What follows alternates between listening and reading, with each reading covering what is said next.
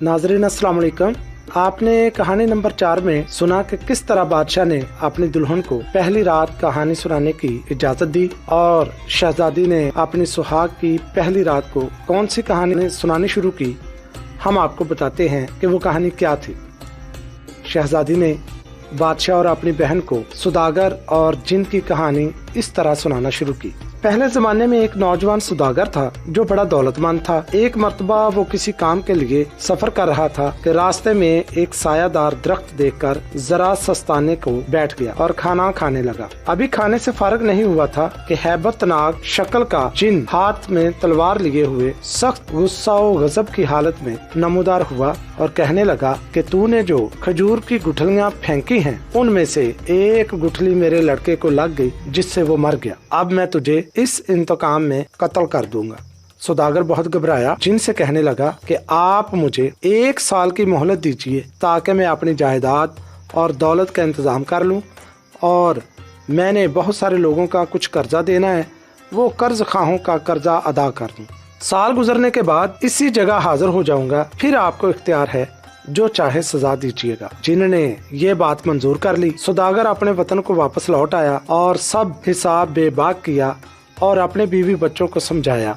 आखिर साल पूरा होने पर वो अपने बीवी बच्चों को रोता छोड़कर हस्बे वादा उस दरख्त के नीचे आके बैठ गया। अभी उसको आए हुए ज्यादा देर नहीं गुजरी थी कि एक बूढ़ा शख्स एक हिरनी के गले में रस्सी डाले सामने आया और कहा कि मैं पूछ सकता हूँ कि आप कौन हैं और इस दहशतनाक जंगल में तन्हा बैठे क्या कर रहे हैं।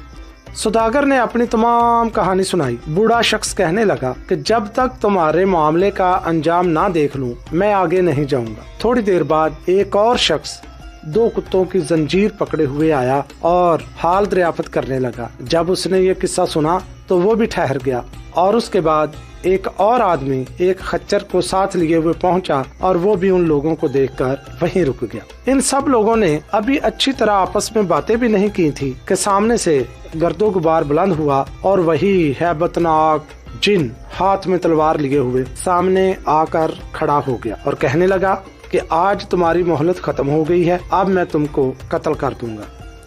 गरीब सौदागर रोने लगा। जिन ने कत्ल का इरादा किया तो हरनी वाला बूढ़ा आगे बढ़ा और जिन के सामने हाथ बांध कर खड़ा होकर कहने लगा कि ऐ जिन्नों के बादशाह, मेरी और इस हरनी की अजीबोगरीब कहानी है, मैं आपको सुनाता हूँ, तो क्या इस सौदागर का 1/3 गुनाह माफ कर देंगे।